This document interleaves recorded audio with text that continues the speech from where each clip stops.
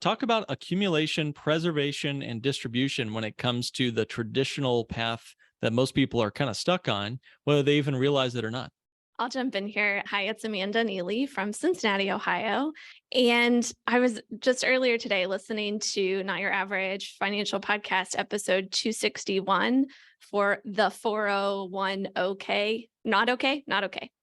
And I kept waiting for you to talk about target date funds, because that's often what people that we come across and that research has shown what they're doing within those 401ks. They're using target date funds.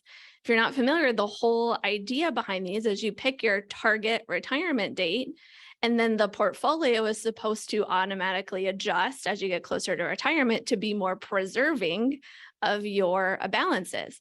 And I actually learned this from Pamela Yellen on an amazing interview she did a few years back or so, that those target date funds, not only do they often have the highest fees of all the different funds you could have, but when you looked back at the Great Recession and the people that were about to retire, 2008, 2009, and they had their money in these target date funds, they also had their 401k turned to a 201k, that, joke that everybody was making back there.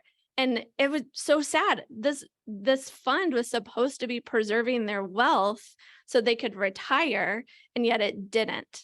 And I see that so much of the time. People have their 401k, their IRA, they're using these target date funds. They don't really know that it's working for them, and they're designed for average people within that age group. For me, I know my risk tolerance isn't average for my age. And I think there's a lot of people that would say, I'm not average. Should I be in those target date funds? Should I follow, the average conventions of have this mix of stocks versus bonds, or, that kind of thing? I need something custom to my risk tolerance, what I want for my future. And yet there's so many people who just don't want to think about it, right, Amanda? There's just it's just so much. What is a target date fund? I just want to go fishing on the weekends and enjoy a nice movie before next Monday rolls around. How do we overcome the resistance of just don't make me think, that philosophy of don't make me have to learn all this financial jargon? How do we do that? Yeah, well, I mean, that's what was forced on us when we were given the 401k, right? We used to have pension fund managers and amazing people that would do that kind of analysis for us and make sure that the company setting aside the right amount. So we would have, in very conservative investments, so that we would have what was promised to us, the defined benefit for when we retired.